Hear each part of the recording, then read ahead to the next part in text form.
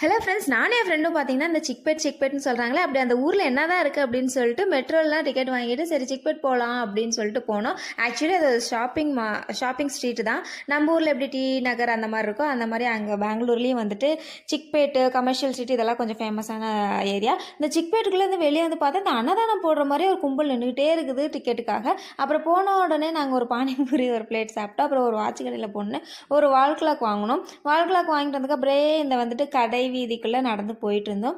அங்கே ஆக்சுவலி நிறைய வந்துட்டு திங்ஸ் எல்லாம் இந்த வீட்டுக்கு தேவையான பொருள், பாத்திர கடைங்க, அப்புறம் ட்ரெஸ்ஸு, நிறைய மெட்டீரியல்ஸ்லாம் வச்சுருந்தாங்க. ஆனால் இதை கம்பேர் பண்ணல கமர்ஷியல் ஸ்ட்ரீட்டில் கேர்ள்ஸுக்கு இன்னும் கொஞ்சம் நிறையா இருக்கும். அங்கே போகவே நமக்கு இன்ட்ரெஸ்டிங்காக இருக்கும்.